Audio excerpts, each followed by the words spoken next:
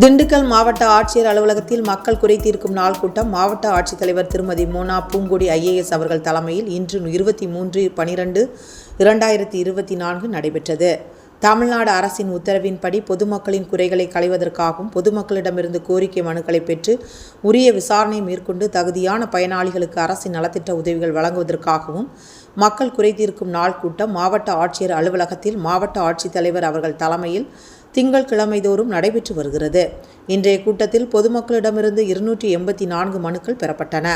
பொதுமக்களின் கோரிக்கை மனுக்களை சம்பந்தப்பட்ட துறை அலுவலர்களிடம் வழங்கி தகுதியான மனுக்கள் மீது விரைந்து நடவடிக்கை மேற்கொள்ள மாவட்ட ஆட்சித்தலைவர் அவர்கள் அறிவுறுத்தினார். இன்றைய தினம் புதியதாக பதிவு செய்யப்பட்ட ஊத்துப்பாறை பால் உற்பத்தியாளர் கூட்டுறவு சங்கத்திற்கு திண்டுக்கல் மாவட்ட கூட்டுறவு பால் உற்பத்தியாளர்கள் ஒன்றியம் சார்பில் ரூபாய் 1.25 லட்சம் மதிப்பிலான கேன், பால் அளவை கருவிகள், பால் பரிசோதனை கருவிகள் மற்றும் பதிவேடுகள் பிற்படுத்தப்பட்டோர், மிகவும் பிற்படுத்தப்பட்டோர் மற்றும் சீர்மரபினர் நலத்துறை சார்பில் ஒரு பயனாளிகளுக்கு தையல் இயந்திரம் ஆகியவற்றை மாவட்ட ஆட்சித்தலைவர் அவர்கள் வழங்கினார். இக்கூட்டத்தில் மாவட்ட வழங்கல் அலுவலர் திருமதி ஜெயசித்ரகலா, மாவட்ட ஆதிதிராவிட நல அலுவலர் திருமதி மு. முருகேஸ்வரி, மாவட்ட ஆட்சியரின் நேர்முக உதவியாளர் திரு மு.